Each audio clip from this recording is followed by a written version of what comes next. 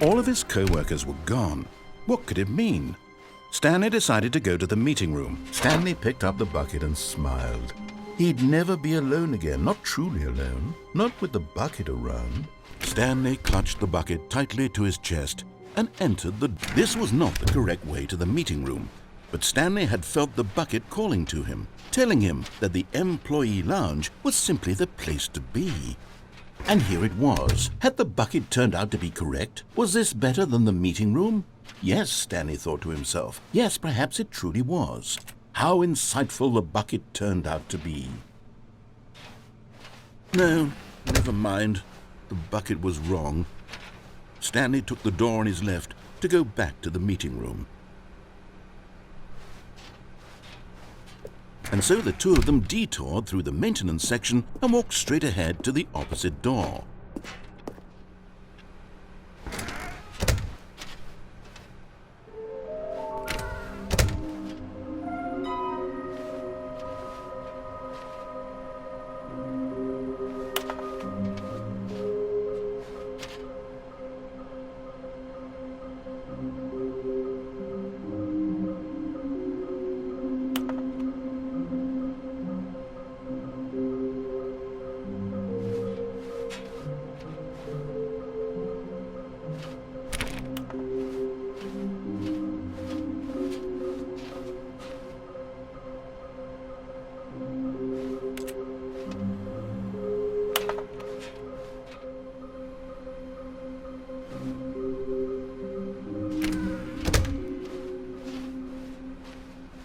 Coming to a staircase, Stanley and the bucket walked upstairs to the boss's office.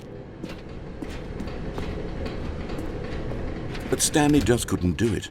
He considered the possibility of facing his boss, admitting he had left his post during work hours. He might be fined for that. And in such a competitive economy, why had he taken that risk? All because he believed everyone had vanished? His boss would think he was crazy. And then something occurred to Stanley. Maybe, he thought to himself, maybe I am crazy. He looked down at the bucket in his arms. Am I crazy? He asked the bucket. The bucket returned his gaze, but said nothing at all.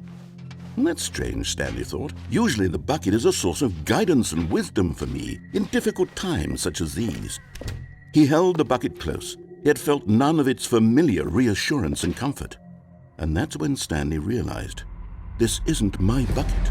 It's just a normal, everyday bucket. Someone else's bucket, perhaps. How did I end up with someone else's bucket? This is all terribly wrong. Surely no good would come from this. Who knows what sorts of bizarre hallucinations Stanley might experience without the psychologically grounding presence of his bucket. And indeed, now he noticed that the rooms were repeating, which was, of course, very odd.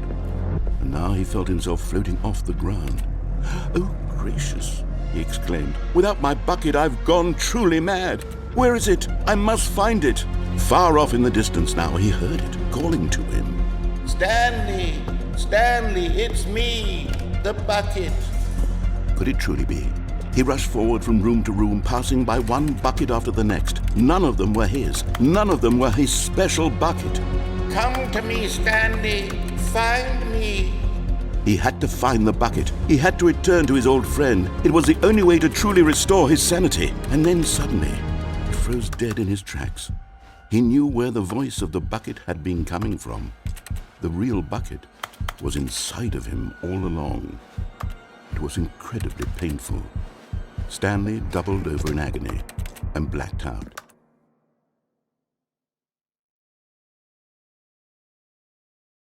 This is the story of a woman named Mariella. Mariella woke up on a day like any other. She arose, got dressed, picked up her bucket of comfort and security, and walked to her place of work. But on this particular day, her walk was interrupted by the body of a man who had stumbled through town, talking and screaming to himself, and then collapsed dead on the sidewalk. Right away, she knew what the problem was. This man had no bucket.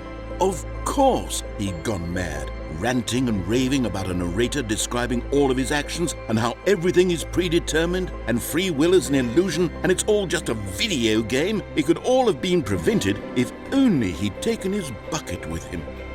Perhaps he didn't even realize he'd forgotten his bucket at home in the first place. How cruel the world can be, Mariella thought, and she hugged her own bucket even tighter. But of course, she had no time for this. There were a myriad of confusing problems she would soon have to confront at work, for which her bucket would provide absolute guidance and total clarity on everything. Heck yes, she thought to herself, my life kicks ass. And she backflipped all the way to work.